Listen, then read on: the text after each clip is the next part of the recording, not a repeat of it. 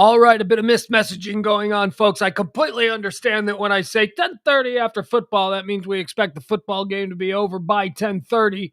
Typically, it is over by 10:30, but that is not what's happening tonight. Why is this game dragging on so long? Why is there still 5 minutes left? Because there's a bunch of scoring. Yeah, but they've been well. I mean, I haven't seen the whole If game. you've ever watched Are they football, quick which I know scores? you have. No, I've got it on two screens right now. Right. I mean, when you score, what is it, 4, 6 touchdowns, you Yeah. stop and play, you got the extra points. Everybody's got a pose in the end zone. They Yeah. got that whole thing. Just a lot going on. So it's a pretty high scoring affair at this point. Yeah. I thought Oakland was going to have a shot here, but I don't think so. I think San Diego is going to run away with this. Now, what's their deal here? By the way, folks, welcome to Pillow Talk. I mean, you're way behind. I was listening, and you're way behind. What do you mean I'm way behind? What do you have the current score? 28-14. Oh, okay. Yeah. Well, when I was listening, you were like, I don't know, felt like minutes behind. No, 28-4. Here's what I got. I got 28-14 with 4 minutes and 48 seconds left in the game. Okay, so we're on the same feed then. Yeah, maybe I'm a little bit slower because I'm watching it on a stream as opposed to direct TV. Well, when I heard it before, you were like, I don't know what you were listening to, but I was like, where did that play? That was like minutes ago. When you heard what before?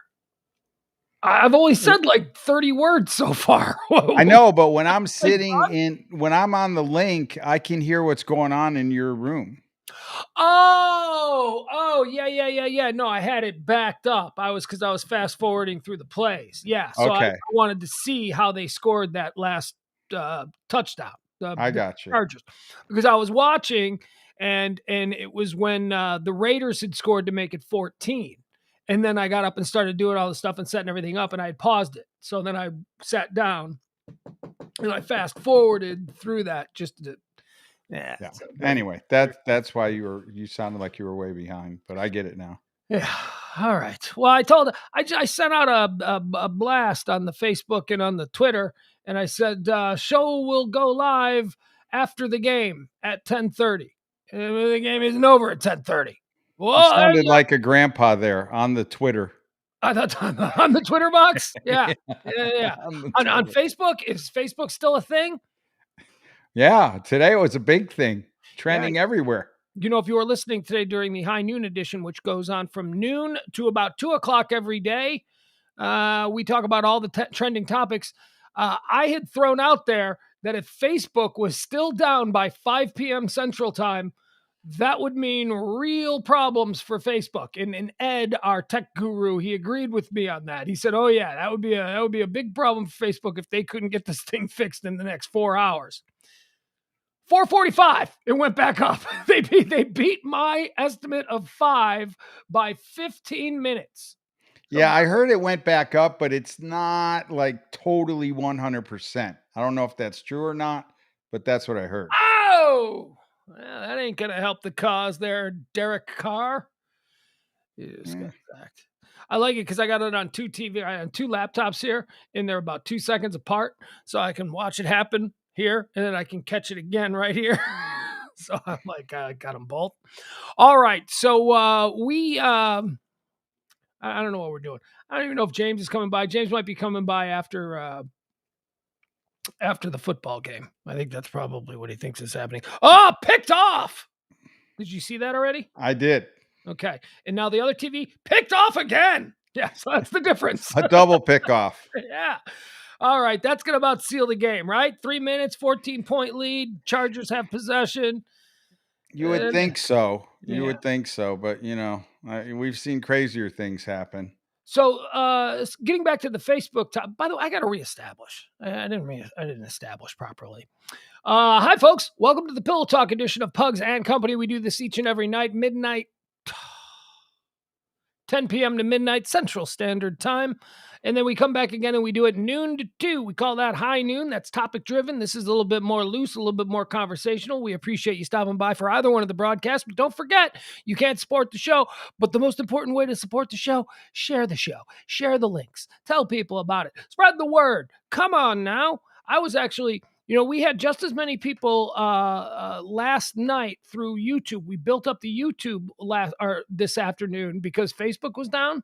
And I had a conversation with Ed earlier in the day where I said, I'm thinking about not doing a show today because if we can't use the Facebook platform to do the show, what's the point? Most of our people are watching on Facebook. And he's like, no, they'll get it. And I'm like, no, they won't. No, they won't. They don't want to listen to the show that bad. They're going to see that it's not there. They're going to go, I can't really do it. And guess what? Everybody did. So we had everybody over there on YouTube. So that's good. I appreciate that, folks. Thank you for being resilient and bearing with us. Although we had absolutely nothing to do with the Facebook crash, for all you know. All right. See, now this is going to be there's 2 minutes and 30 seconds left in this game, but that's going to be like 10 minutes because there's going to be don't they take like 5-minute break for the 2-minute warning? And they get you got to, you got some TV timeouts that are going to happen. 2-minute warning, got to pay the bills. But it's ridiculous to me that 2-minute warning goes to a commercial break that's longer than 2 minutes. It's like you could have just wrapped this whole damn thing up. Well, I mean, have you ever seen the last minute of an NBA game? That can be like 15 minutes. Brutal. You know what's even worse than the last minute of an NBA game? The last minute of a college game. College coaches really know how to drag out the final, especially during tournament time. Ladies and gentlemen, James Parker joining us. There he is. James, are you watching the game too? We're both watching the game wrap up here. I am not. How's it going over there? What's the score? They just score? 20. No, that was just a replay. 28-14, San Diego.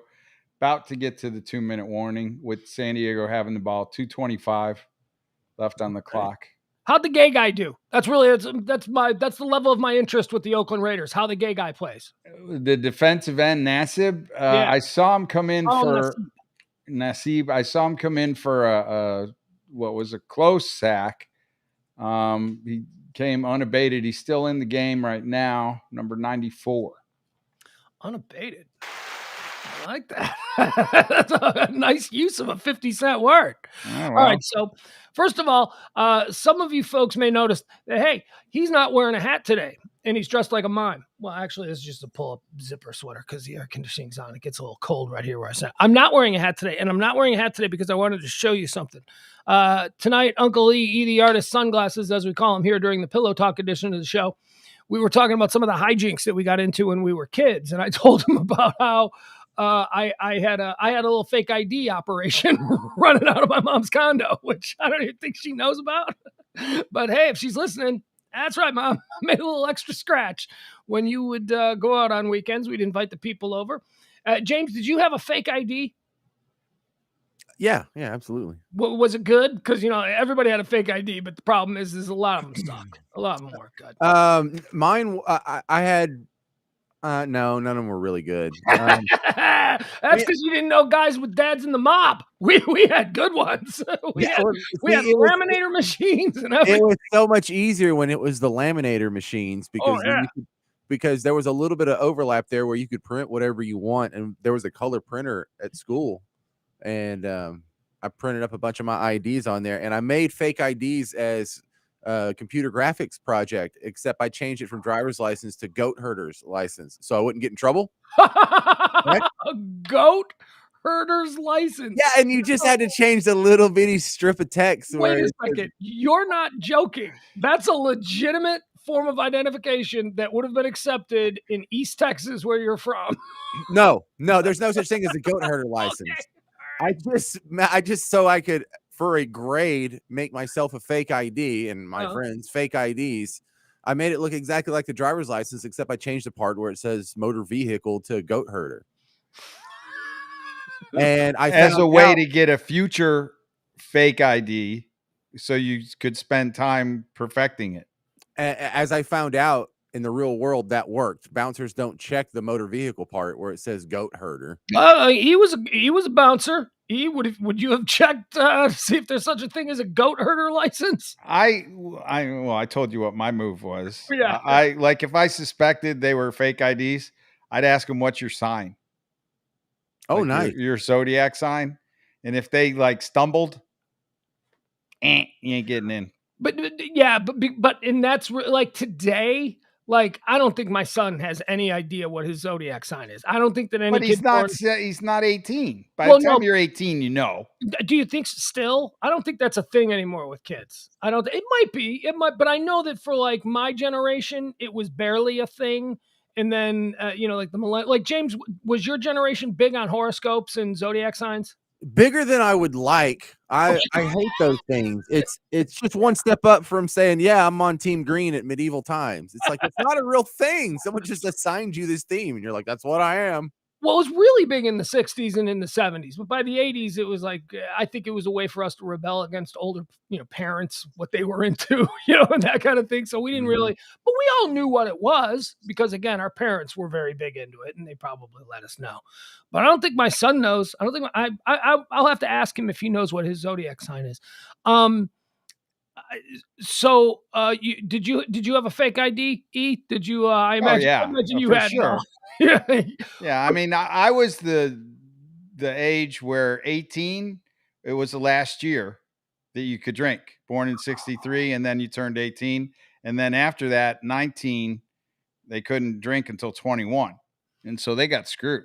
What year were you born? 63. 63. Okay, so you were the year that I wish I was born. The last year of a boomer. Because, all of my I was 69, but most of my friends were 68.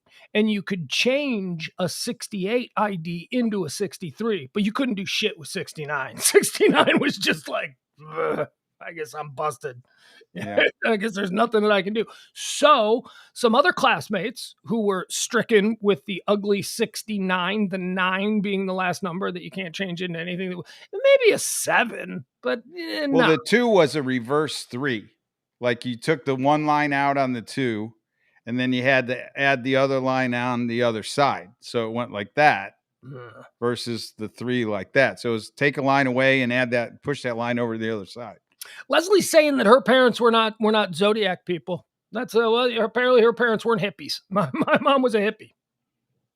Well, but I mean, I don't think you have to be a hippie or a zodiac person in order to run across your sign.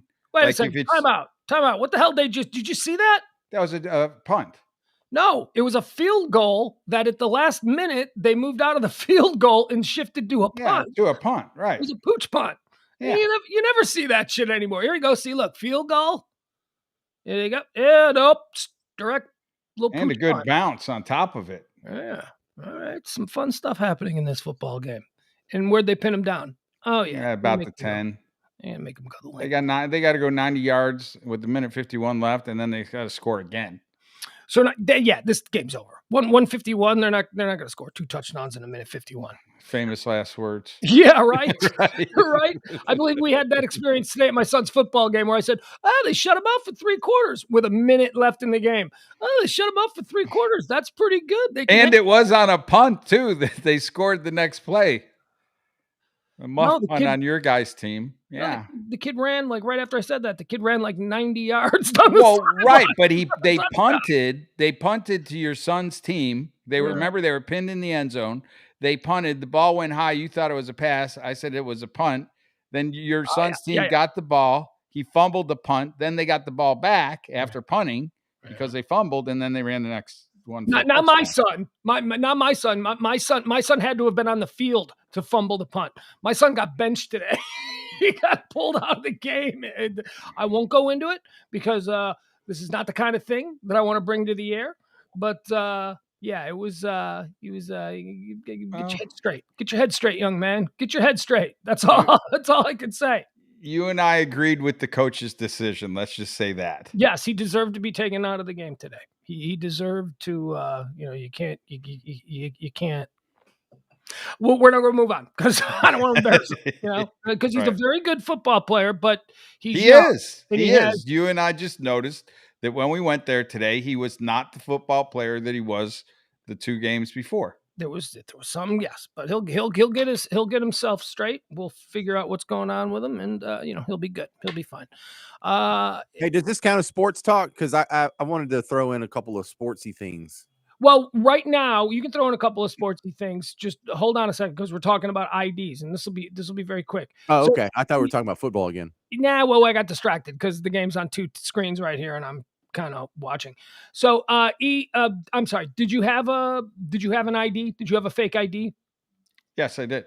Okay. And how did you get that made? Was it like a legit ID that you just because the people we were always jealous of were the people who had like an older brother or an older cousin or an older brother or somebody who looked very much like them who could just give them their driver's license. That was always like, that was gold, man. If you got that, nobody could question it because it was Richard legit. had that.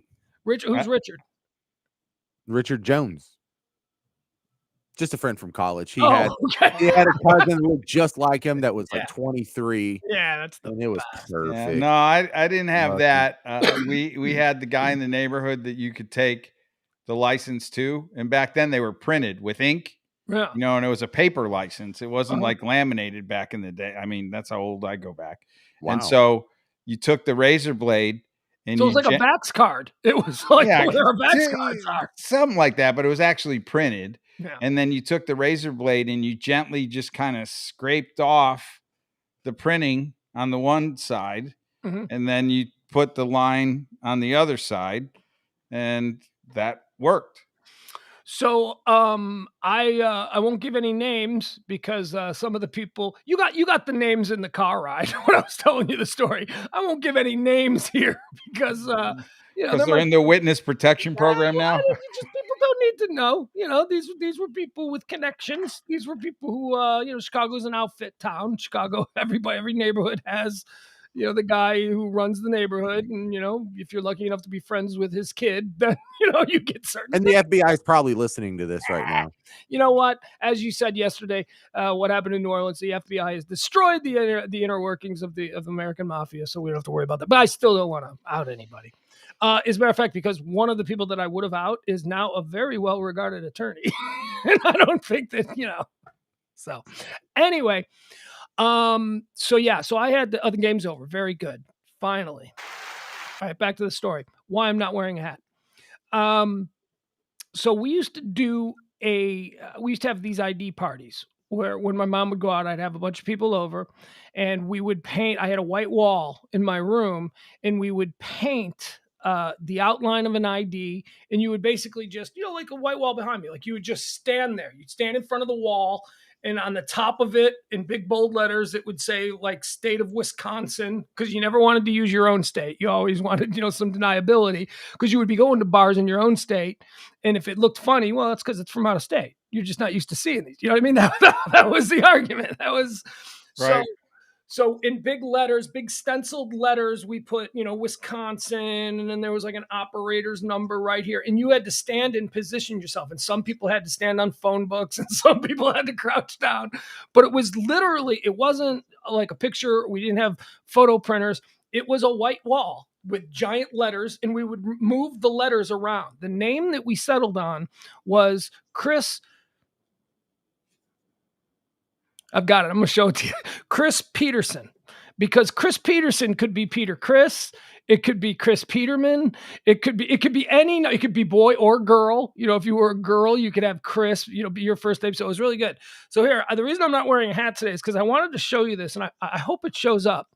But this is my fake ID, and I will never get rid of it because I'm so proud of this event in my life.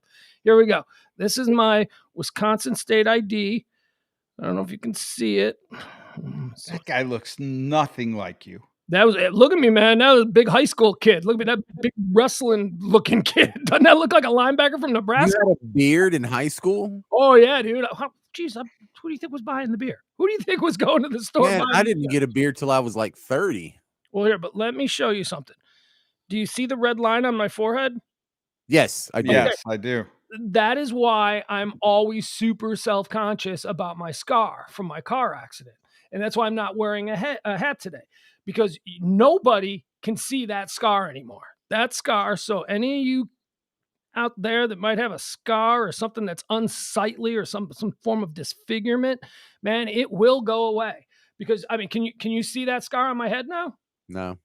You can if you really look. Like, I really look in the mirror. It goes all the way back. I ripped the top of my head off. And that's why I'm not wearing a hat today, because I wanted to show that the difference there between my head, that scar. Yeah, look at that. So the whole. You didn't fuck with that dude. That dude was a good time. If I'm understanding Peterman from this, Wisconsin. that whole background there is all your painted wall. Yeah, that background right there is my wall in my bedroom. Wisconsin, where it says Wisconsin, those letters are the same size as my my head. Those are big giant letters, and they were removable, so we could move them around. Not the Wisconsin, but where the name is. Mm-hmm. You can see in there. See that little like state seal? Right. That was a stencil that we put on the wall. Oh yeah, man. We had the art kids come in. We had one kid that was a great artist, and he just took a Wisconsin ID. That's a whole new way of doing it, dude. Like, we didn't have laminated ones back then. Ours were paper, and they would like fold over. This is perfect. Yeah. Oh, and look, we even had the back, the donor card information on the back. That was like sick. Legit. Good job. Legit. Let me tell you, once these started moving around Andrew High School, every kid wanted to come to one of my parties. Every kid wanted to come. So what was the cost? What were you charging for one? $20. $20? Yeah, $20. And back then that was all right. You know, that was probably like $100 in today money. Yeah. The markup on that was like what? You were probably like $1 into supplies. I did nothing with supplies. I simply provided the white wall in my bedroom, and I got $5 a head. I got $5 off all the every 20 that came in. I took 5 and was the master of the party. I was, come on, sit down, folks. We'll get you in the room in a minute. Can I make you another cocktail? We got pizza coming. You want to pass the hat around because nobody's paying for it. It was like that kind of a deal. Right. The thing that was always upsetting back then is if you were a dude, you had to have like a legit fake ID. But if you were a hot chick, they'd let you in. Yeah, I think that's still kind of the case. When I was a bartender, I never really worked the door, but as a bartender, like you'd see like a girl come up and be like, I know your big brother. You're only 17. What are you doing in here? But they just let me in. Well, but that was because you always knew that like if the bar was known for having hot girls, it'd be packed. Like there'd be people lined out the door. Yeah, exactly. And like the young girls would get in, and like dudes would get like downed at the door more often than girls, and and you took kind of pride in that. If you were at the door, if you were working the door, like the hot chicks would go, oh, and then you think that somehow you had something maybe going with them, because you'd let them in, or you'd let a bunch of them in at once. Yeah, it was a little scam. We got my boy Big Tommy Beller in there saying that he let girls in on library cards. Now, Tom was a standout football player, offensive lineman, just a big giant dude. And after college, he played ball in college. He worked at a number of the bars around town where we would frequent because Tommy's working the door. So you'd go to the bar, and he says he's letting girls out on library cards, but I don't think so. I think that Tom. Oh, actually, yeah, I do know that for a fact. Actually, I think about it. I do know that there were a lot of girls back in the Field of Dreams days, right, Tom? That was the bar that he used to work at. Boy, I saw him once. He probably doesn't remember this. We were at this bar, Field of Dreams, and it was his bar, and he didn't own it, but he ran it. Nobody fuck with Big Tom, he was, and we're at the bar, and the woman that I would marry, my first ex-wife, the first one I blew it with, Sloan. We were standing at the bar. It was super packed, and some drunk dude just like walks up to her and goes, "You got pretty hair," and he reaches up to touch her hair, and like, out of nowhere, I didn't even see Big Tom. Out of nowhere, Tom grabs this dude by the head and basically just drags him out the door by the hair. I'm like, that's my friend Tom. I wasn't. Yeah, we were just on an early date. I'm like, that's my friend Tom. He won't let people touch your hair. I was like, all right. Oh God, those were the days. Oh, right. If I could only go back to being 21, 22, just not that I do much over again, because I got pretty lucky between like 21 and 29. I did. Do you remember the first bar that you got into underage? Yeah. I got mine. What was yours? Mine was Hotel California. Woohoo! Hotel California. Yeah. Tell me about Hotel California. What was the deal with Hotel California? Where was it? It was in downtown Buffalo, and I was 16. Mind you, back then you could drink when you were 18. I was 16, and I got so sick after getting in that I couldn't drink screwdrivers, like, because you'd go through your drinks. Like, I started out drinking screwdrivers, and that night I got so sick on screwdrivers, they were off the menu. Right after that, like, no more screwdrivers. Screwdrivers and 7 and 7s are all we knew. Yeah, that was it. Margaritas, maybe. Yeah, if you wanted to get fancy. Yeah. Yeah. How about you? What was yours? James, you got one? What was the Tyler watering hole that you kids first snuck into, or did you have to go to like a different town? No, there was one that's between Tyler and White House called Outlaws. Outlaws. What was that? Yeah. Outlaws sounds like a biker bar. It's not. It's like, it's just a General Steel pavilion where it looks like it could be a diesel shop during the day, and they just clear everything to the side, and it's just a concrete floor with the steel frame around you. But they had teen night that anyone could get in on Thursday. Teen nights. Teen nights were the shit, man. Because all them bars turned into regular bars when they weren't teen nights. Yeah, so Friday and Saturday and Sunday, the rest of the week, you had to be 18 to get in. And the first time I got in underage, it was this guy that had graduated a couple years before us, and he was already like a big shot. He was like a D1 scholarship player at University of Miami. He ended up going pro. So he could get anybody in at any time. So we went with him. Right, yeah. Yeah, and so I was 16, and I got into a bar that was 18 and up. So that's, not exciting, but it's something. Okay, so gentlemen, I will see your Hotel California and your Outlaws, and I will raise you a Heartthrob Cafe. Yeah. Cafe, huh? Cafe? Was it like a restaurant bar?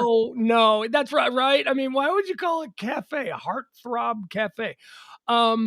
It was a mall bar. It like anchored a mall in my hometown, and it was new, and it was like it sounds like you guys are describing kind of divey places. Total divey. Heartthrob Cafe was trying to be a downtown Chicago cool, 1989 bar, right? I mean, it was owned by, you guys remember Mike Tomczak? The long time, the quarterback, long time quarterback. Yeah, he was a rookie on the '85 Bears, and he's a local Chicago kid. So he owned kind of journeyman for a while, didn't he? Dude, let me tell you something. Mike Tomczak was a terrible quarterback, and he got a paycheck for almost 20 years.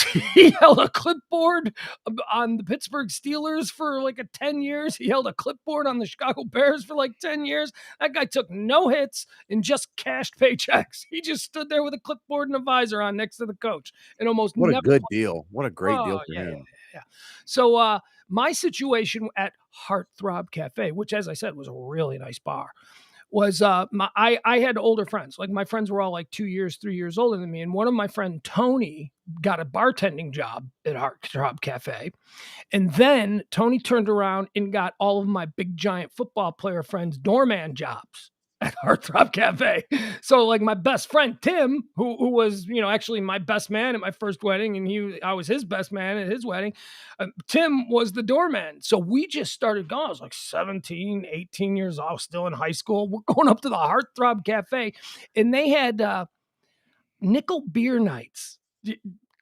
Oh, wow. Can you imagine that? Okay, so here's how it worked. You'd walk in and you'd have to pay $5. And, my friend Tim would pretend like he looked at my school ID and pretended like it was a real ID, because he didn't care if he got fired because he was 17, or 18, he didn't care. So he'd look at that and you'd pay $5, and then you'd get a plastic beer mug. And that's it. As long as you went to the bar with a plastic beer mug, they would fill you up for a nickel. And we went all the time, like 17, 18 years old. It wasn't like we snuck in once and it was a great story. Boy, we got to do that again. No, we went like every night, school nights, everything. Coming home smashed, sneaking in the house. Oh, we were awful. And here is the worst part of it. we were paying with change. Like I would go through my coin jar and I'd count like 75 cents and I'd be like, because I didn't think to tip. I was 18 years old. And why would I tip anyway? Tony's my bartender. Tony's my friend. Right? I'm not going to tip him. So it was crazy. And what's 10% of a nickel? Exactly. What am I supposed to tip you? I can't calculate the tip. Yeah, how do you calculate the Here's 2 pennies. Go crazy. Yeah. And then shortly after, this whole scheme came into my life, and we moved on to bigger and better places in downtown Chicago at 18 years old. What was the coolest place that you would go to? Like, we all had that dive bar that you could get into. Like, Right. once you became of age, what was like the cool bar that you tried to get into? James? So it was Isabella's in Shreveport. Woo, Isabella's in Shreveport. Nice. Yeah. So Louisiana was still about 10, 15 years behind everyone else. And so when I turned 18, you could still legally drink in Louisiana at 18. And so we would drive our fat asses over across the border, and Shreveport's right on the border of Texas. So once you get there, it's game on. And so the law changed after I was 18, but for a little while there, that was the best thing you could do.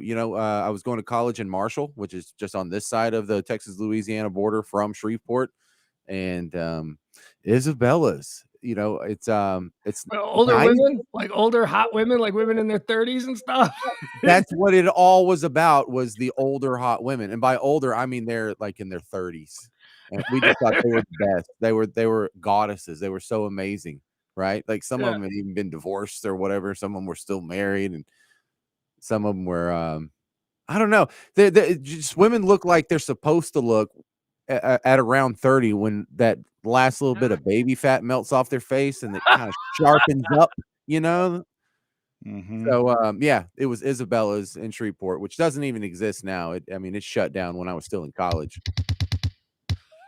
Oh boy, that is my age, man. Ooh, yeah. E, you got one? You got an 80s? I've been trying to think. There were two. There were actually two, and I'll narrow it down. We'll never be able to monetize this show. Okay. We had one, and it was called 747, and it was an actual airplane, not the plane, but it looked like you were in an airplane. So you'd go into this bar, and like the tables would be like seats. You'd have kind of like the trays that would come down, and it was like an actual 747. That was the one at the hotel in town that was known for being owned by the mob. Oh yeah. And so that was the one. They didn't care. And then we had another one downtown, and I guess this one eked out 747 by a little. It was called Mulligan's, and it was on Hurdle Avenue. That was like the party strip. And the coolest thing I remember about this is, I don't know if you remember, but Eddie Murphy did a song at one time. He Party had all the My time. girl wants to party all the time. I hate y'all because I heard that song today. Really? That's a jam. That's a Rick James produced. He did it with Rick James, and Rick James was from Buffalo. And so him, Rick James, and Bruce Smith were all inside Mulligan's at this particular point in time. And they had like a private VIP room. And I remember, like, I got in and I thought, oh my God, this is like heaven.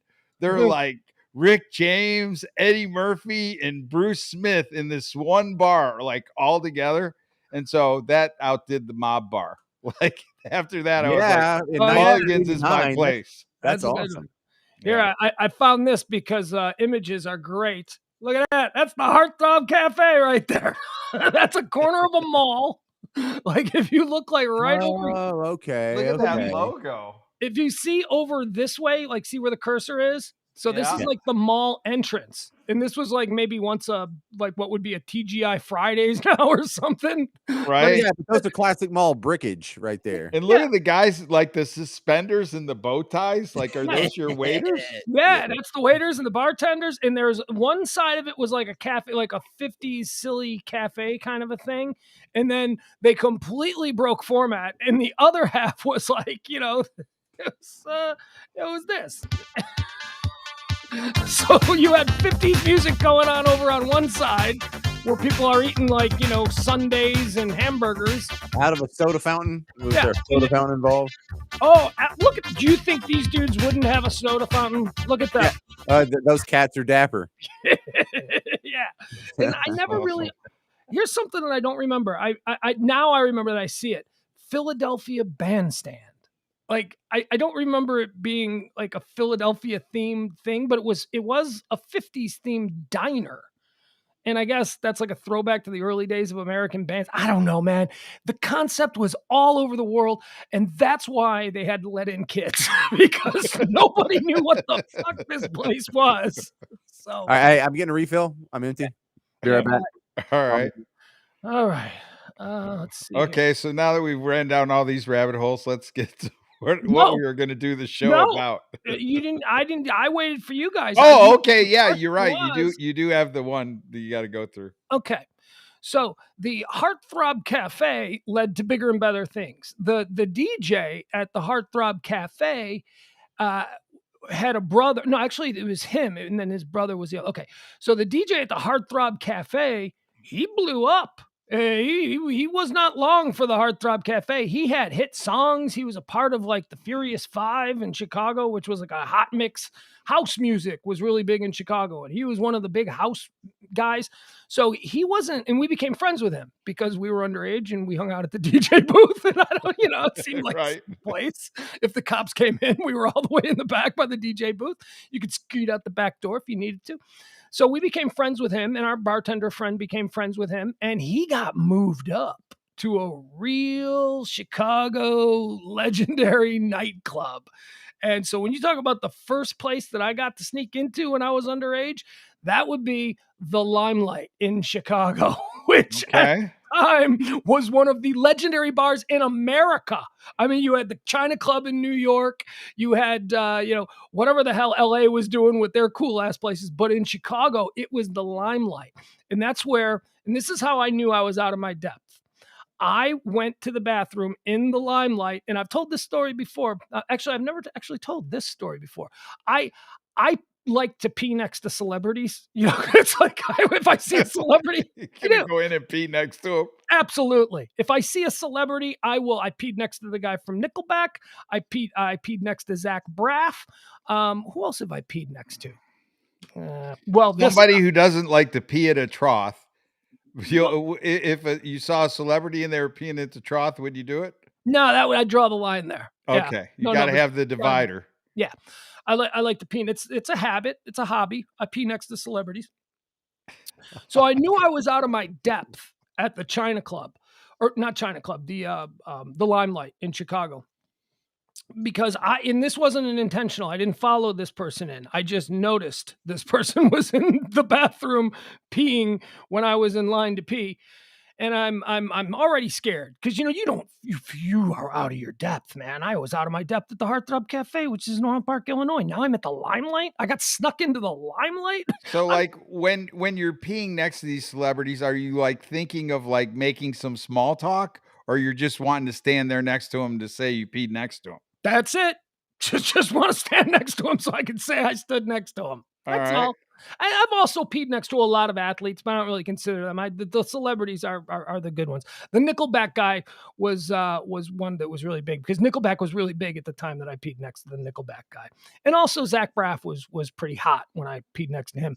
I peed next to Zach Braff at the Rodeo something in LA on Sunset Strip.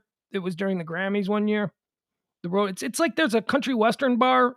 It's like a hot hipster country western bar on the Sunset Strip that all the celebrities go to and stuff. So it was there, and I peed next to him. And but this one, I'm at the Limelight, and I'm in the bathroom, and I'm already scared. I'm dressed like a kid, I'm not dressed like the people in the Limelight. I've got like a popped collar and like a sweater and some khakis. I don't look like I belong. The dude I was peeing next to did. The dude I peed next to was Slash from Guns N' Roses. Oh, wow. That's intimidating. That's a good one. And he was so big. Did he have his hat on? No. But No?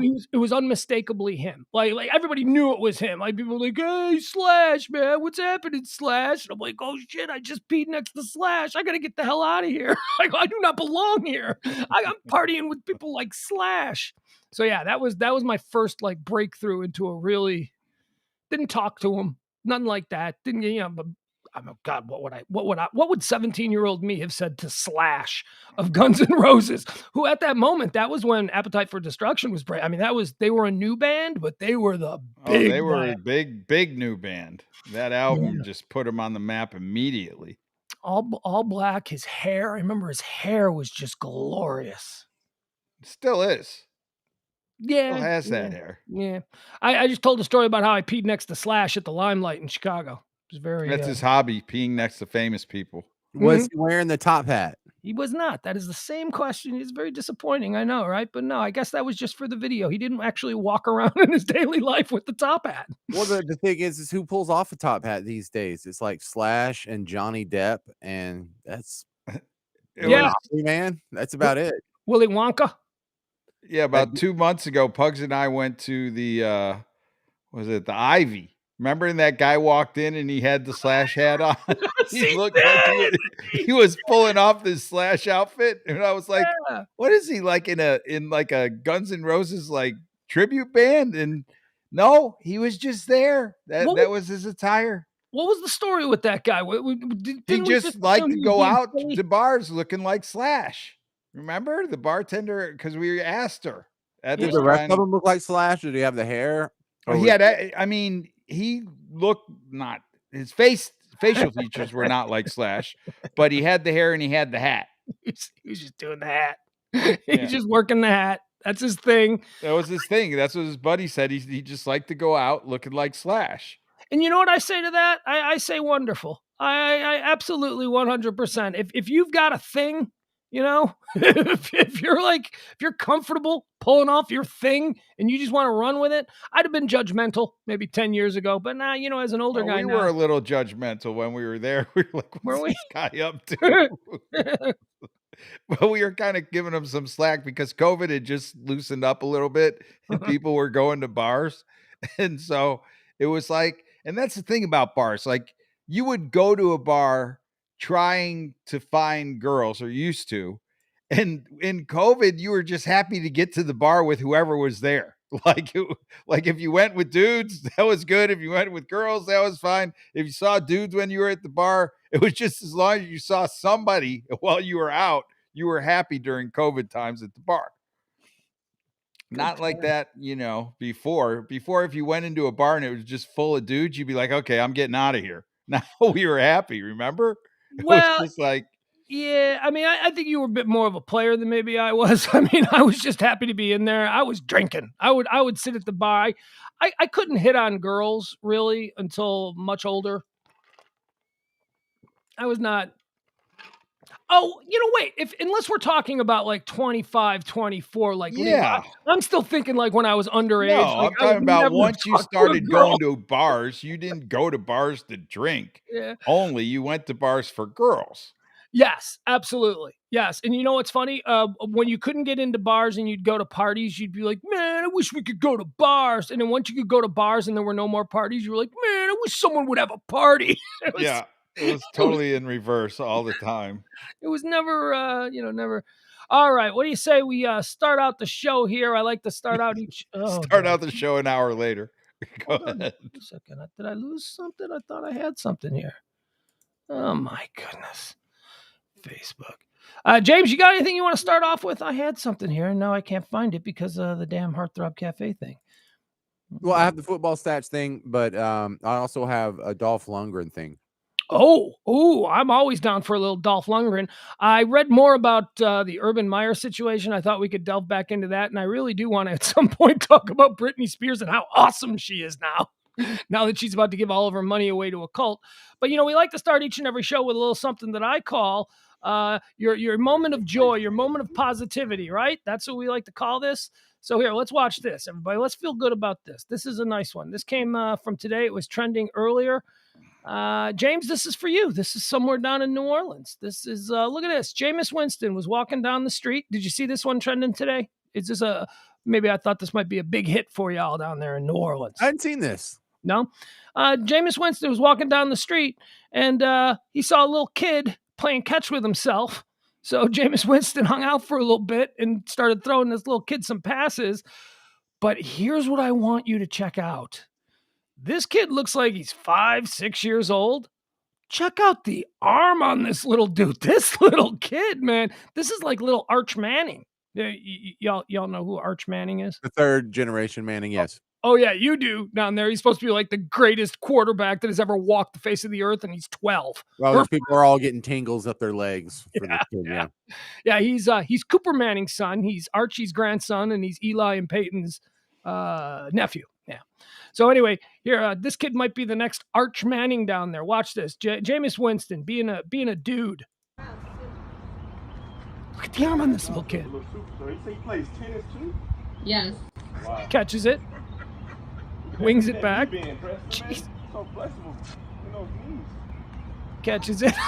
My kid at this age couldn't catch or throw like that. Oh, and he goes down and he hangs on to it. Look at that. Look at that pass. You know I love it. Come on, buddy.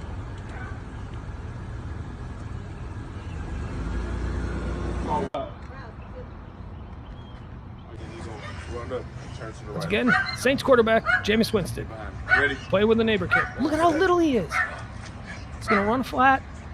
Catches it. You gotta score. Take it to the house. Take it to the house. Touchdown, man. Hey, Preston, come on, shake my hand. It's a pleasure to meet you. Okay? Keep God first. You can do anything you put your mind to. All right, and keep playing with that football, man. Wow, you're an amazing athlete already. What do you say? Thank you. You're welcome. Come on, let's take it. Oh, I mean, come on. I don't care what you think about Jameis Winston. That's a nice little, that's nice. I loved what he said to the kid at the end. I like Jameis Winston. Yeah, he's a good dude. Everyone likes him around here. Yeah, he seems that made him seem like a good dude. And then there were a lot of people in that thread that were like, "Oh, that was totally posed. He set that up." And I don't give a shit. I don't care if that was posed, because you want to know what? That little kid wasn't posed. That little kid met Jameis Winston and played catch with him. And guess what story that little kid's going to be telling for the next 30 years of his life? That was something that kid is never going to forget. So that was awesome. So Jameis Winston. He's going to have a podcast with some of his middle-aged friends in a few decades. Yeah. They're going to be like, this one time I peed next to Slash. I'm going to be like, this one time I took a dump in Danzig. I played catch with Jameis Winston. That's right. That's right. And Jaden's still broke. Yeah, Jaden is still broke. All right, James, go ahead. You had something loaded up. I got a bunch of stuff here we can get into, but let's see what you got happening. Football or Dolph? Football. Let's go football. Well, what's got more heat on it? Which one Dolph, do you think? Dolph does. Go ahead. I'm not a golfer, but he is. The football thing is just some crazy stats about Tom Brady. Just because it's getting ridiculous, and it's only going to pile on and get more ridiculous. I don't need to talk about Tom Brady. All right, so but this one's hot. First off, without Googling it, how old is Dolph Lundgren? Okay, Dolph. Did you already Google it? Of course not. Okay. How fast do you think I am? Dolph Lundgren, Ivan Drago, I will destroy. Oh yeah, does everyone know who Dolph Lundgren is? Because right now he's working on the set of Expendables 4. Dolph Lundgren was Ivan Drago in Rocky 4. He was the Russian. Yeah, the Russian super fighter. By the way, I do happen to know quite a few fun facts about Dolph Lundgren that may or may not blow your mind. Since you're so into Dolph Lundgren at this moment, you probably know all of the. I probably don't, but I think you've told Dolph Lundgren stories in shows past, and I just don't remember them. So Dolph Lundgren is 64 years old. 63, but he'll be 60. He'll be 64 next month. Okay, that was a guess. Do you know that Dolph Lundgren is a super genius with like 50 degrees from universities all around the world? Yeah, like he has a master's degree in chemical engineering and multiple degree, like from all of these European universities, and he's super, super smart. He's not just, I will destroy you. Like you think, oh, Dolph Lundgren made a couple of movies and then he disappeared and probably tending bar somewhere. No, he's like a molecular scientist or something. He's like got a real career and, what. So what are we talking about Dolph Lundgren for? Okay, so Dolph Lundgren, at a press availability where he's at some event with like Jason Statham and Sylvester Stallone, and they go out and they have like the little podium and the table, and they take questions from the press, and they have like a little picture gallery set up on the side. Yep. And so they show up with their wives or girlfriends, and he shows up with his fiance, and his fiance is 24. And that's legal, and of course it should be legal. But as we talked about on episodes past, the general rule of thumb, let's test out the general rule of thumb here that America seems to have embraced in the modern age. And that is, what is the age of acceptable age separation for a dude? You take half of your age, multiply, and then add 7. I'm screwing this all up. So he's 63. Half of that would be 31. Let's round it down just to be generous, guys.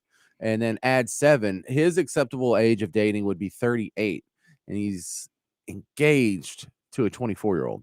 Yeah, but he's Dolph Lundgren, dude. He can do whatever he wants. Look at that guy. He's a super genius. Of course he can. Any rich guy can.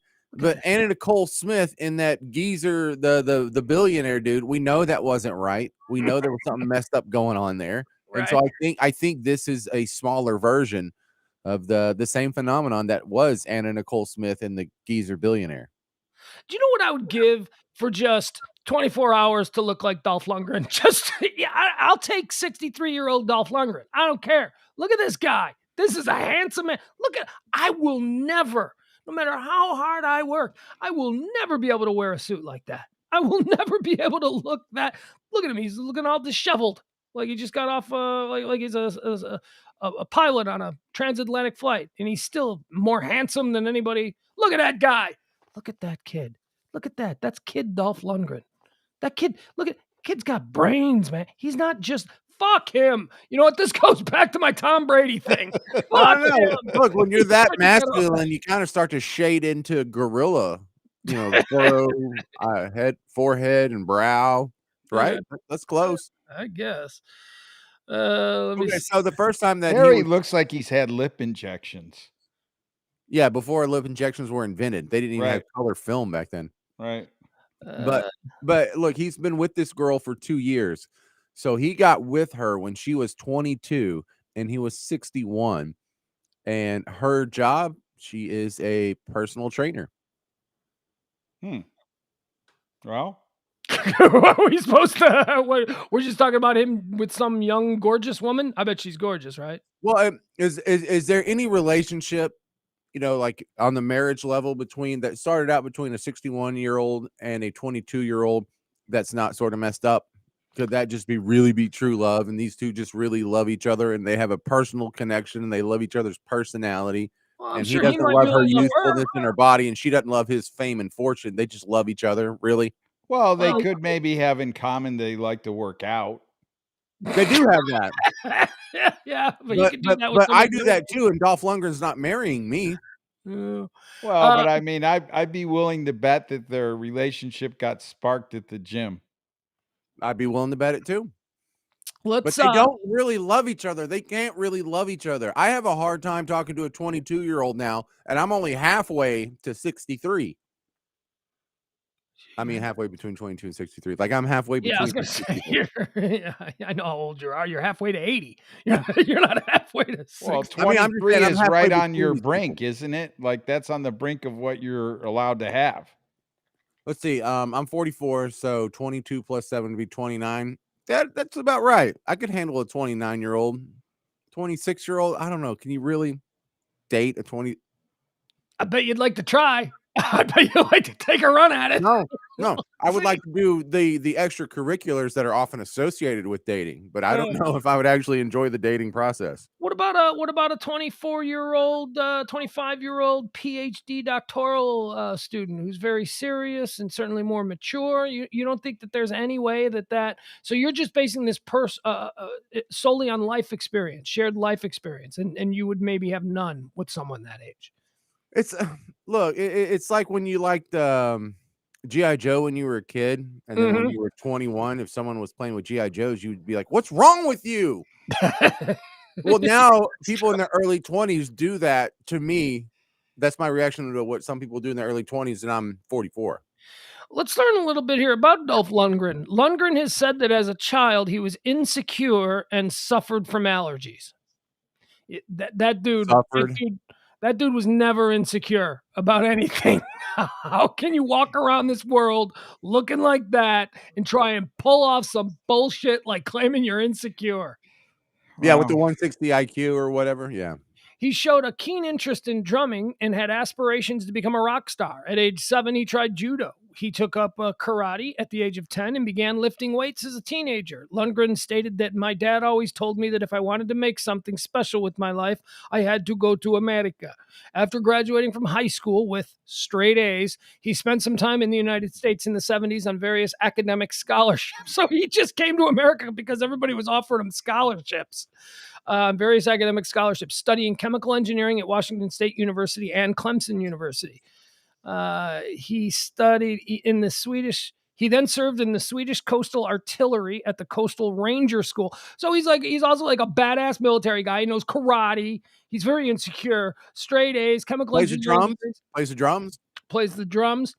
Amidst his years of studying, Lundgren honed his karate skills by training hard in the dojo for 5 years, attaining the rank of second degree Dan.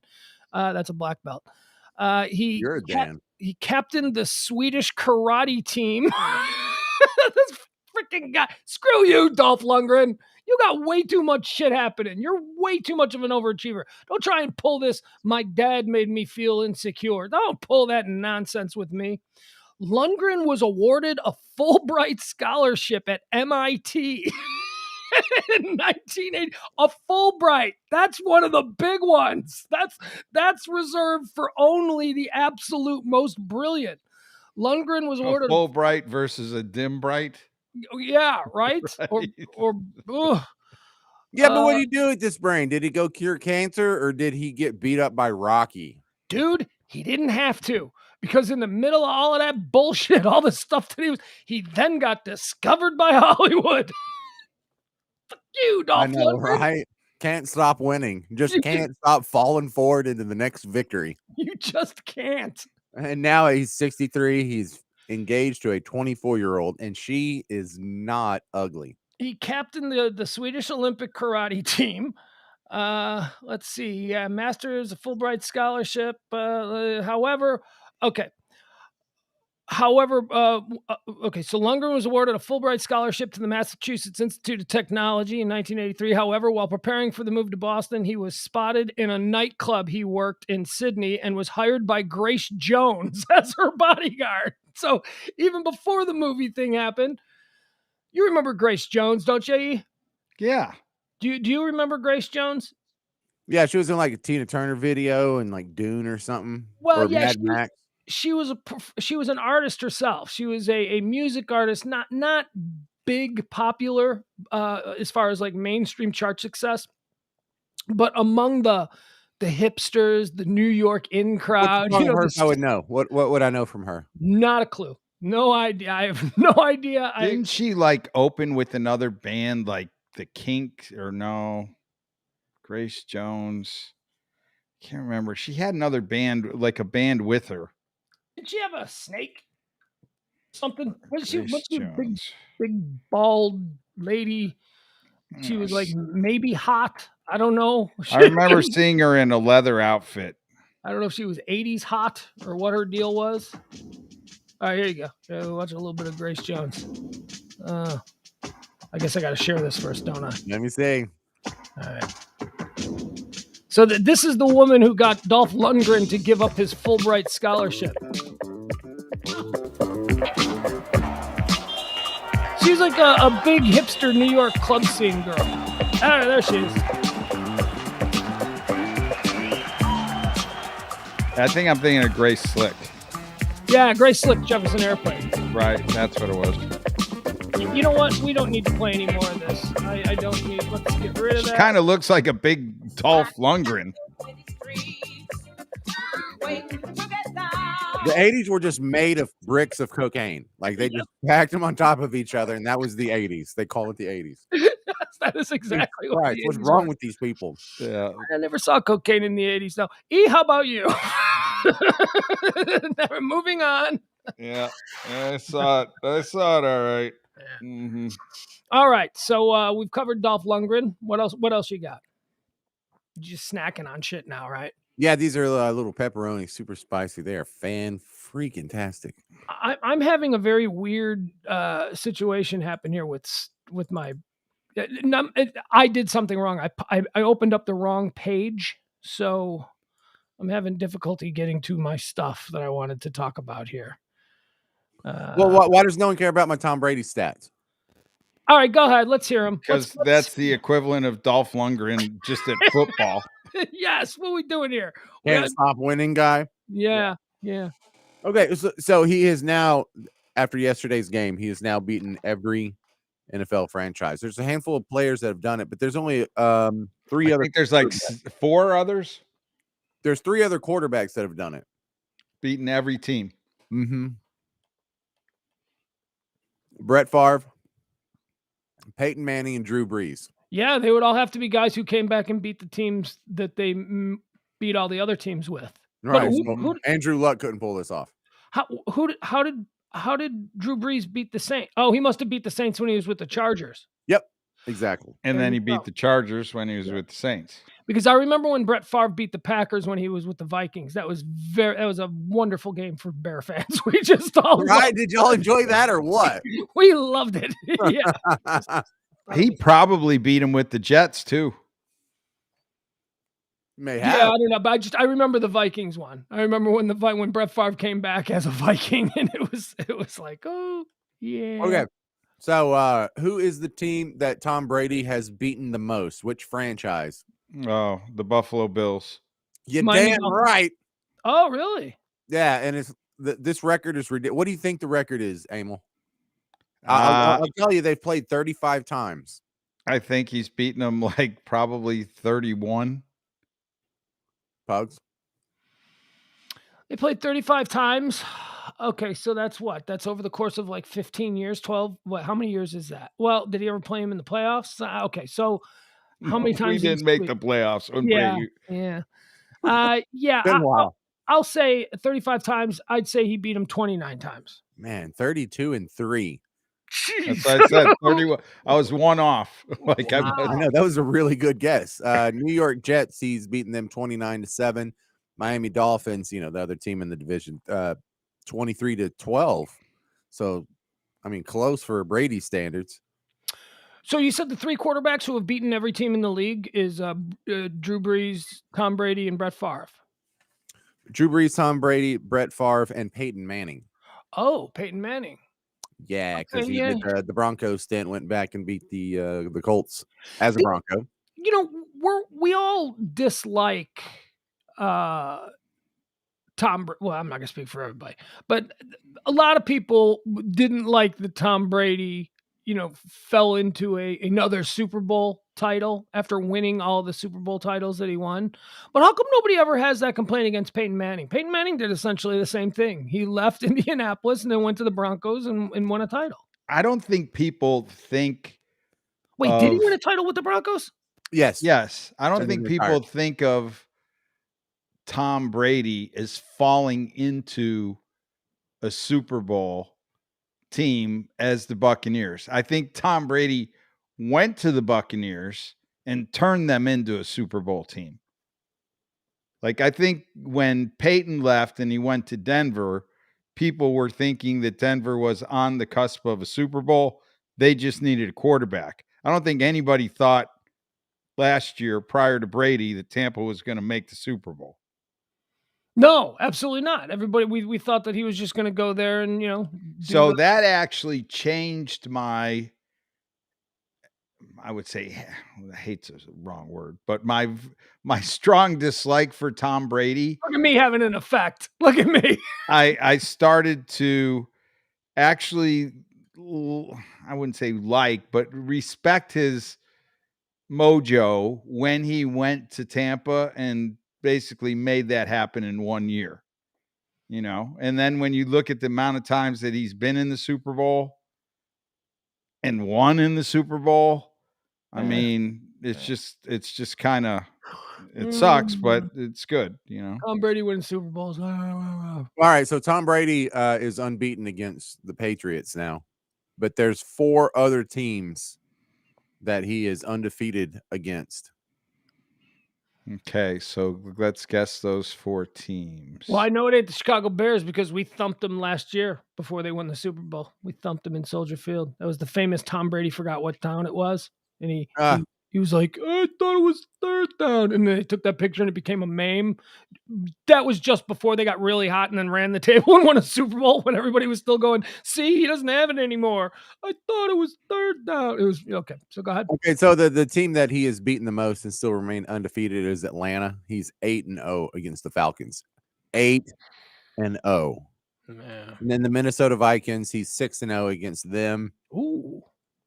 And here's another. This one kind of hurts. He's 6-0 against the Cowboys.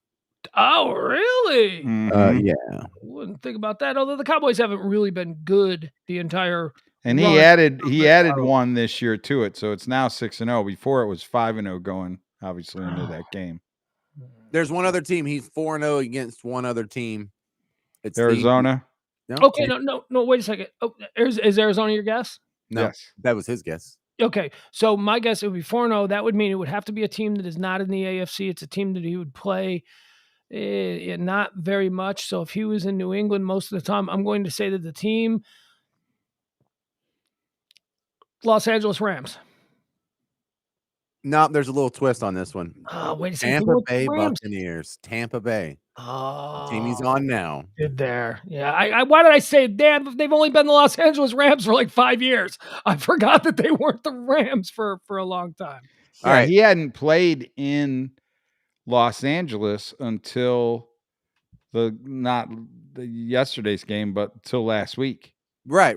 Really? Yeah. Why would he? Los Angeles hadn't had a team until just recently. They had no football team, and now they got 2.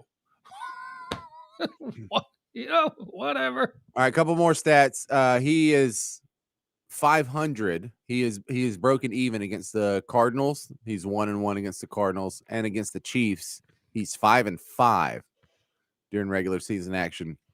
Is there any stat that shows a team that has just thumped him? What team has beaten him the most? Was there a team that he just has a problem Man, you're with? a mind reader. This is my last stat on this whole segment here. There is one team that he has a losing record against. It's the Seattle Seahawks. And the record is 1-2. Oh, geez. So it's not That's the only team that has a winning record against them. It's the freaking Seahawks at 1-2. And that one's a tough one. That one is the Super Bowl. Oh, yeah. Well, at least he got the big one, right? Yeah, exactly. All right, something I wanted to talk about here, unless you got something else you want to do. No, I want to go to Brittany next. Is that what you're going to do? I wasn't going to do Brittany. I wanted to talk about the big story today, which was the Facebook hijacking. We still, I don't have the information. Oh, yeah, I was digging a ditch over in San Jose, kind of behind the Facebook headquarters. I think I hit something. Were you involved in that? Yeah, I hit a line or something. So Facebook was down for a very, what I would consider a blink of an eye, but I guess when you start hemorrhaging money every moment that you're not causing people to click on shit that they don't want to buy, you start losing money. It's their longest outage in history, right? Yeah. Mark Zuckerberg's personal wealth in the 4 hours, they broke this down to the 4 hours before it came back on fully. Mark Zuckerberg's personal wealth fell by more than $6 billion in 4 hours. Now that's all tied into, of course, stocks, what the worth of the company. He has such a large piece of this company. But here's what really upset me. This is why, what are you supposed to do? His net worth is now a paltry $121.6 billion. Come on, man. Now, just a few months ago, he was up as high as $140 billion. So although today was the largest fall for him in such a short period of time, he's been dropping down for about 6 months now, according to this article. The Facebook has been under all kinds of attacks. I'm not talking about like the ones that I'm talking about just societally. They've been taking a beating as far as, not being a cool place, and, people are leaving and they're going to other places. So he started out at 140 billion, and now he's down to a paltry 121.6 billion dollars after losing $6 billion in 4 hours today. Now I ask you, do you think he's having difficulty sleeping tonight? Or do you think losing $6 Hell billion, no. right? He's still got 100, unless he's probably partying. He's supposed to be a really weird guy. Like some people believe that he's got the Asperger's, that thing. He's on a spectrum of something. Yeah, well, yeah, I think wasn't that even suggested in the Social Network, the movie, that he was some form of autism was going on with him. But if anybody else lost $6 billion, you'd think they'd be on the street, right? No, he's still got $121 billion. It's all theoretical. Well, it's not like he's got a stack of $6 trillion or billions of dollars on his coffee table and they just took a bunch of it off. This is well, but I mean, this is almost like James. Whatever you need to sleep at night. The dude's worth $121 billion. This is like, a story that he'll tell to people, like, almost like as a badge of honor. Like, hey, I remember the day that, Facebook got took offline and I lost $6 billion in that day. Like, who the hell can say that? That's legendary. That is a legendary thing to be able to say about yourself. Nobody can say that. But here's something. So I looked into that. I was like, Mark Zuckerberg's not even the richest man in the world. He's $121 million. He's not even. There's a guy that's got a bigger lost story than this. Oh, is there? Yeah. Bigger than $6 billion in a day? $6 billion in 4 hours. Or 4 hours? Yeah, there's a guy with a bigger story than that. Who? Jeff Bezos when he got divorced. That's right. That was my point. Look at you. You were walking me right into my point.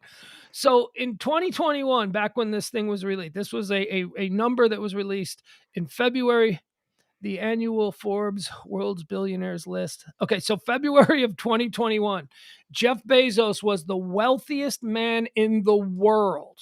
Okay? $177 billion. This is the Amazon guy.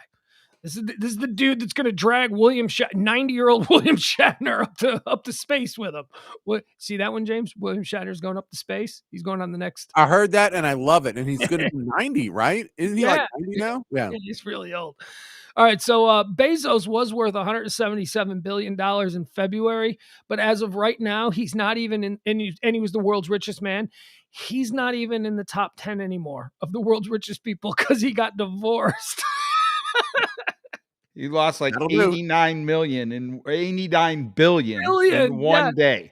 However, he and his ex-wife are now both in the top 15 of all time of the richest people in the world. Imagine that.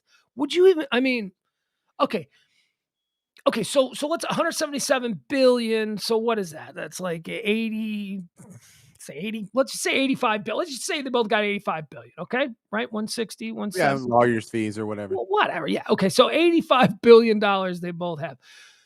Do you think that he's upset that he's no longer the world's richest man, or is he just happy to be out of that relationship? Do you think, how bad do you want to be out of the relationship that, you're going to give $80 billion for your freedom?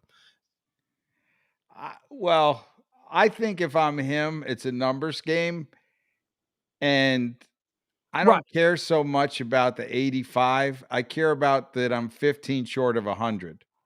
Oh, so you want to get back into the I think you want to be back in the 100 billion club. Yeah. And so like, cause when you're up there at 150, 160, you got a ways to go to get to 200. But like when you're at 85, I kind of feel like you're going to have some motivation to get back to the hundreds. Imagine being one of his running buddies. You know, imagine being a dude that, you know, he's now single and he's looking to go out to a party. You know, he's looking to go out to a bar, you know, because he's single and he's looking to mingle. I mean, just imagine. I had friends that we'd walk into a place like, there's no hot chicks here. This sucks. Let's get out of here. I mean, Bezos would be like, I gave up $80 billion to my freedom and you're bringing me to this party with all of these pigs. Let's go someplace where there's hot chicks. And imagine his prenup. Like, okay, I'm going to give you $1 billion. That's it. You're like, I went through this before. My wife got 89, and my next prenup. Okay, I'm just giving you $1 billion. That's it. Like, no more off the top. And I'll tell you what, if you sign this right now, I'm going to throw in this suitcase with $500 million in it. You can have that on top of it. Right. So we can get this over with. I'll buy you Costa Rica. It would be cheaper. That's not real money. That is, at some point, it stops being real money. I think once you cross like the 2, 3, 4, 5 billion mark, you can have anything you want. Oh, the thing about Jeff Bezos that I heard a couple of weeks ago, and this is when they were talking about his drop, about how he dropped because of the divorce settlement. The money was all done. People said, okay, so Jeff Bezos is one of the leading candidates to buy the Chicago Bears when Virginia Hallis died. And she's like 99 years old. And the kids have already said that, yeah, we're not in this for the long haul. We're going to cash in and we're going to take our money and then we're going to go. So that's one of the reasons why they're trying to build a new stadium. They're trying to make the team and all that more, you know, to big investors and all that. So Jeff Bezos is one of the leading candidates to purchase, because Jeff Bezos has been talking about how he's interested in buying a professional sports team. Yeah, specifically, he wants an NFL team, and he wanted the NFL team in Washington, D.C., because apparently he's got the newspaper there, and I don't know, just all ties in nicely. But Daniel Snyder was a no-go on that. So now he's moving forward and openly declaring he wants an NFL team, and people are saying that Jeff Bezos is probably going to be the leading guy to come in and buy the Chicago Bears. So that's where the conversation where I heard this a couple of weeks ago on Chicago Sports Radio. Jeff Bezos has enough money to buy the entire NFL. He can buy every team in the league if we're just going to average every team being worth $2 million. No, $2 billion. Or $2 billion, yes. Yeah, I mean, considering the Cowboys are valued, I think, at 5. Okay, but the Jacksonville Jaguars are right. That's what I'm saying. I think Buffalo is valued at the least of all the franchises. I would think it would be Jacksonville, but I don't know. I would think it'd be Green Bay. Well, they're owned by a bunch of people, though. They're owned by the city. Yeah, they would be a hard one to buy. The city of Green Bay, the citizens. Yeah, they have stockholders too. Yeah, it's crazy. But think about that. Jeff Bezos, and then they were doing the math, and then they took it one step further. Jeff Bezos could buy the entire NFL and also the entire NBA and still have, this is when he was at 177 billion. If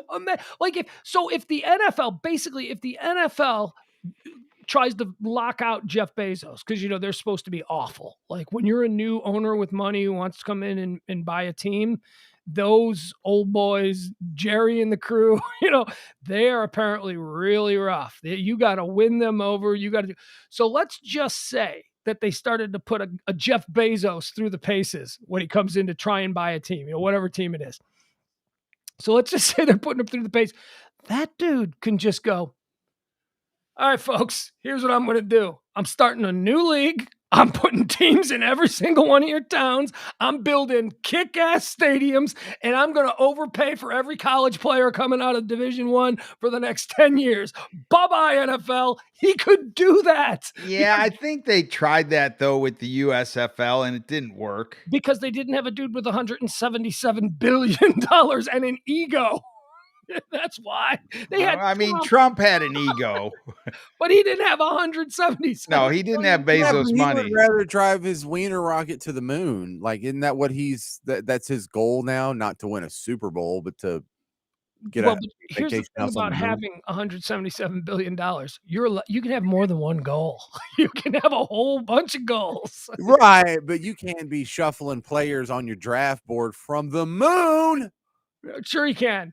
Well, he's not. First of all, he's not going to be doing that. I can tell you what, if I'm Bezos and I'm taking people to the moon, Captain Kirk is wearing his Star Trek outfit if he's getting on my rocket ship. Prerequisite. So 100%. Yes.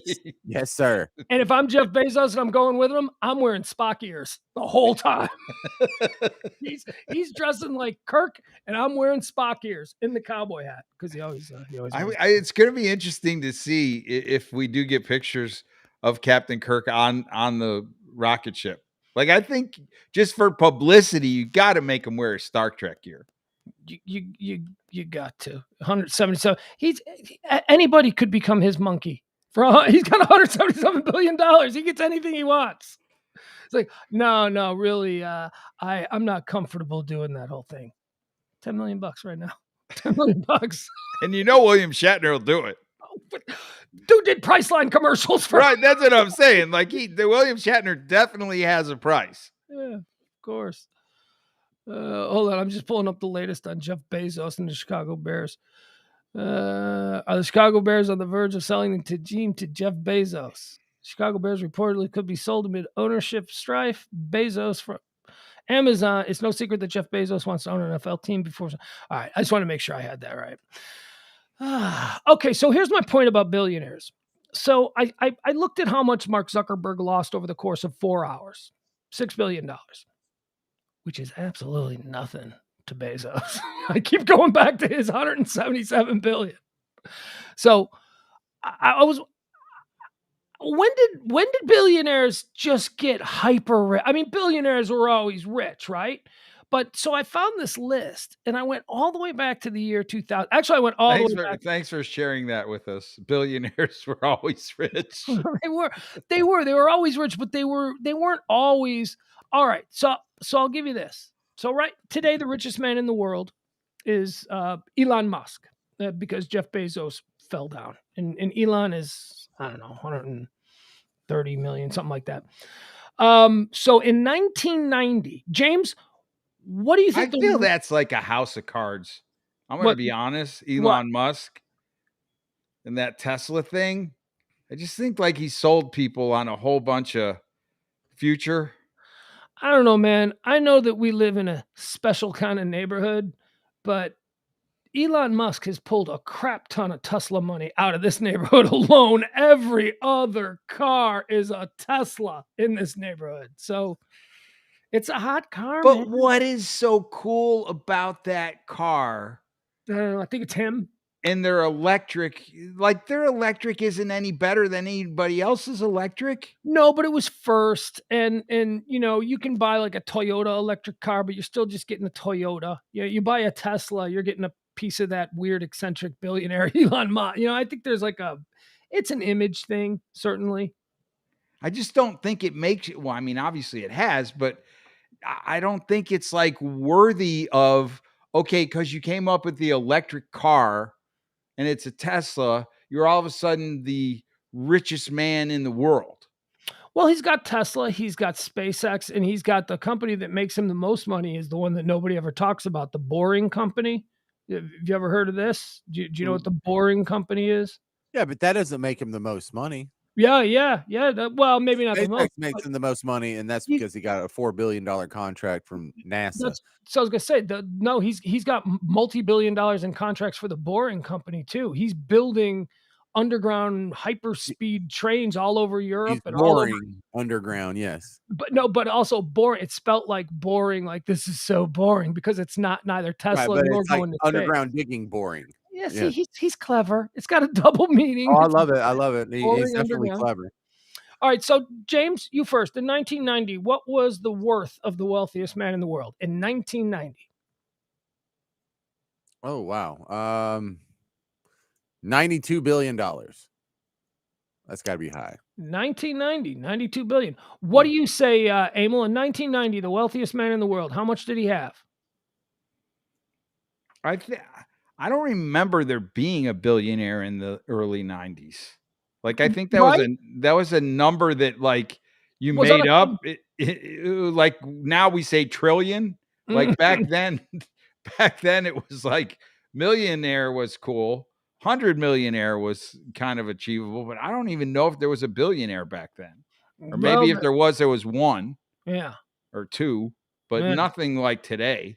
Well, I got 10 of them right in front of me. There were absolutely billionaires back in 1990. 10? There were 10? Well, at least I'm looking at the top 10 list. This is all just the top 10. Well, maybe like the Rockefellers, the Kennedys. No, Yeah, but Rockefeller was literally a billionaire in around 1900.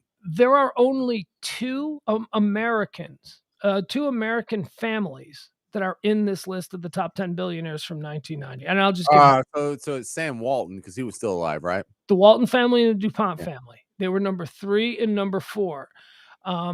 Everybody else on this list in 1990, and think about in the 1980s, what country suddenly became an economic superpower, and nobody trusted them. There was real hatred for this country. Now there are little friends, but this, you know what I'm getting at?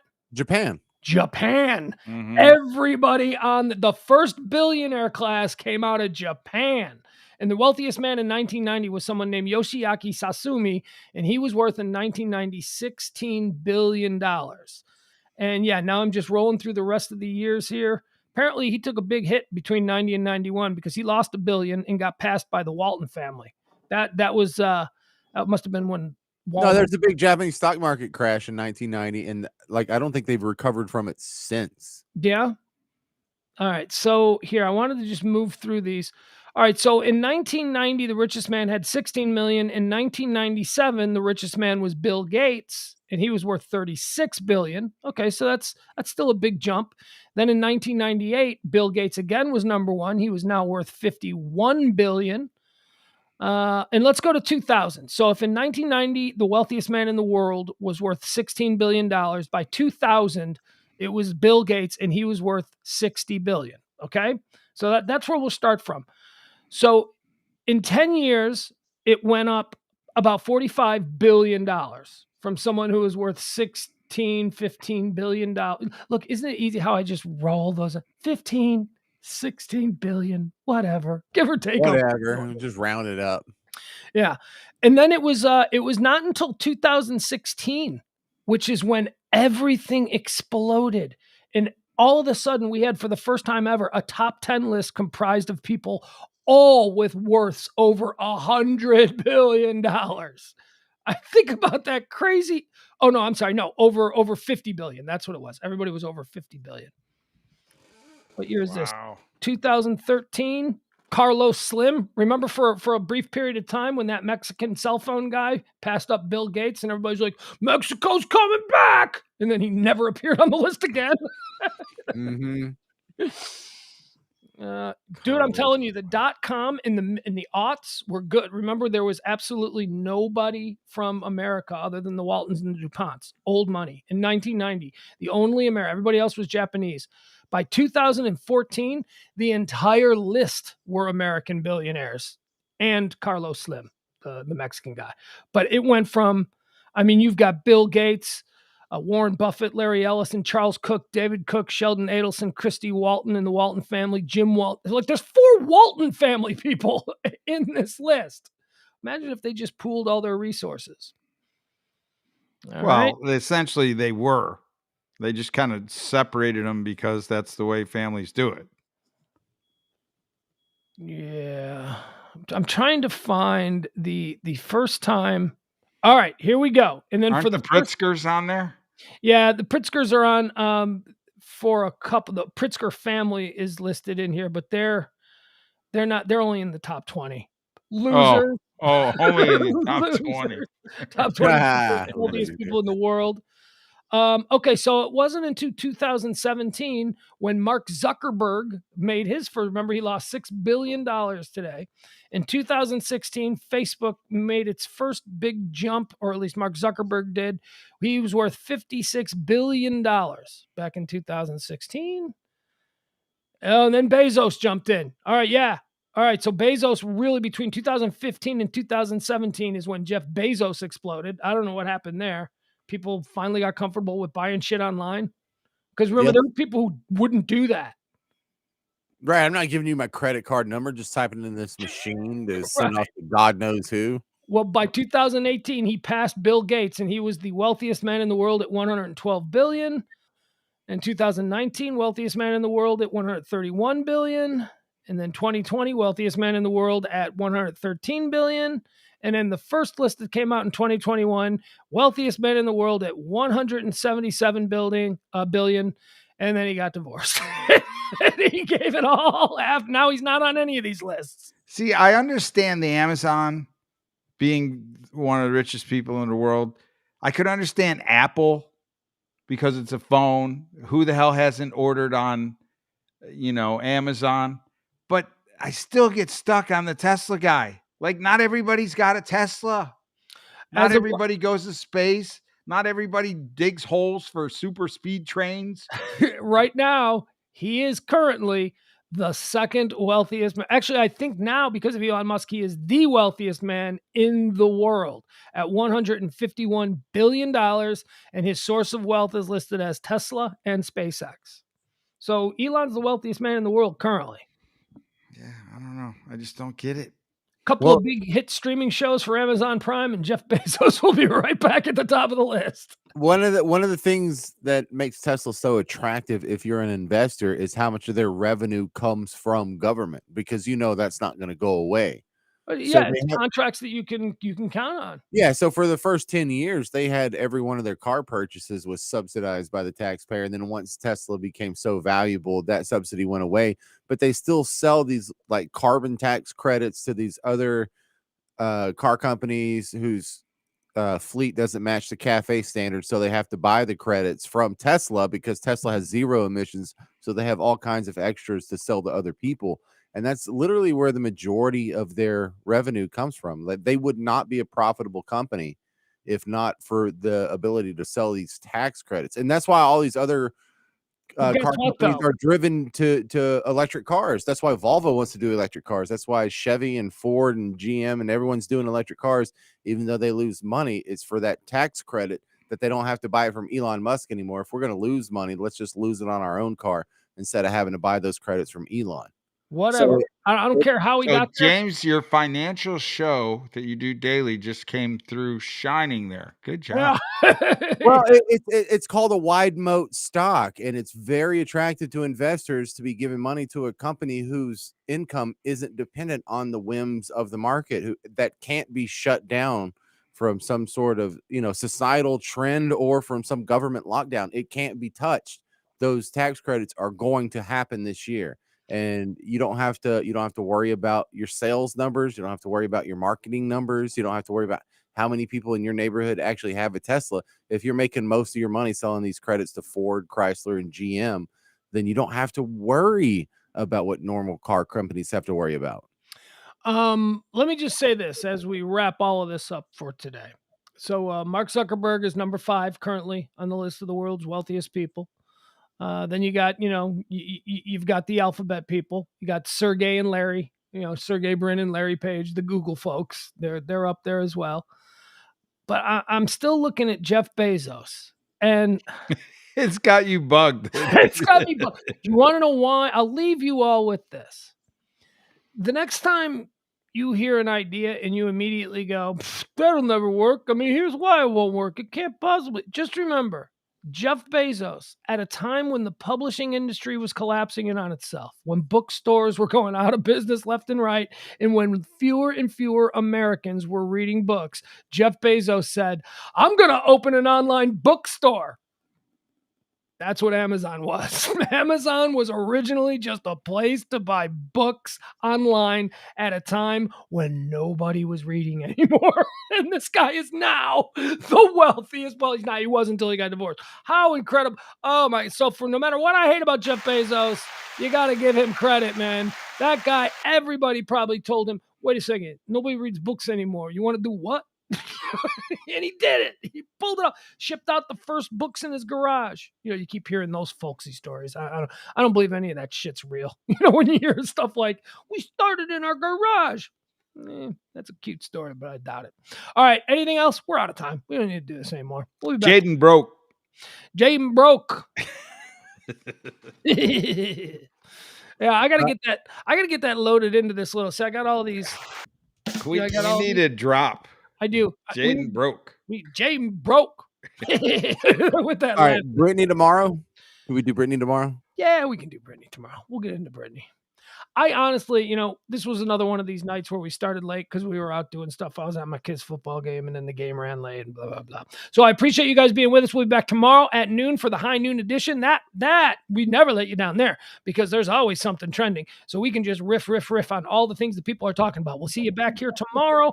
I am Pugs of Pugs Company. He's James Parker down there in New Orleans. That is E, the artist. He's over there in the big house, and we'll be back tomorrow for high noon on the Radio Misfits Network. Bye, everybody. Everybody wave goodbye. This could be a thing that we could do every night. Bye, everybody wave goodbye. All right, there we go.